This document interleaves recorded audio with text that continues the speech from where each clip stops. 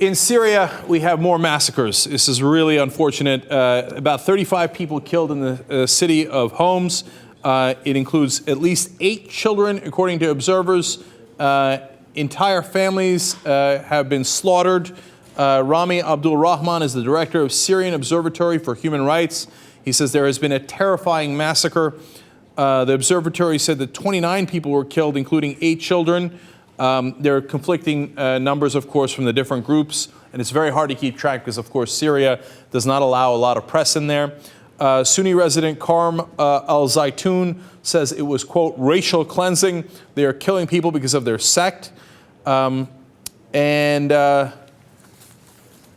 another report out that overall 5,400 people have been killed since the protests against the Syrian government began. That's a giant number, and now a new report out from the UNICEF saying that at least 384 of those were children that were killed. Now, when you add the new kids killed in Homs, that number, of course, grows larger.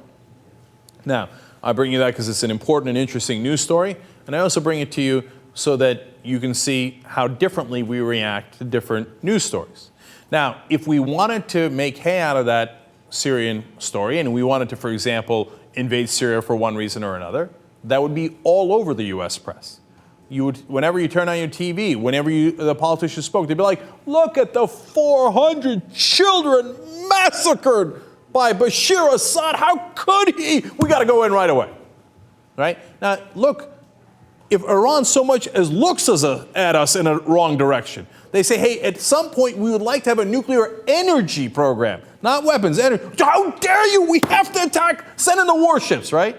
Oh, Assad massacred 400 kids, 5,400 people overall, doing it every single day. Now, look, it's complicated. It's not just the U.S. Russia and China are opposed to going in as well. I understand at home we don't have a healthy appetite for more wars in the Middle East, and that is fair. And a lot of people objected when we went into Libya, and we spent a lot of political capital going into Libya, and we succeeded there, roughly, right? So it's not an easy issue. But what I'm more concerned is about how in the U.S. the media and the politicians frame issues and how they do propaganda. How many questions have been asked about Syria during the Republican debates? None. Okay? How many questions have been asked about Iran? Dozens. Iran, oh my God, they're so dangerous. Assad, leave it alone.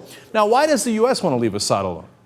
Because Assad doesn't do anything about Israel, right? Keep it real, that's what's happening, right? And some of the protesters have said during these protests, hey, Assad, why don't you use the guns that you're using on us to kill your own people and turn it on the Israelis? Now, when the U.S. and Israel hear talk like that, they go, secretly, Assad, not so bad, not so bad. Let's just look the other way. Iran, how dare you? Oh, my, did you see what Iran did? They wanted nuclear energy or something. Look over there, look over there. Don't worry about Assad. So, are we going to do anything about Assad? Not going to do a damn thing. So those children and everybody else that's protesting, and the kids weren't even protesting. They're just bystanders in the massacres. That is going to continue, and Russia, China, and the U.S. will stand by and not do a damn thing.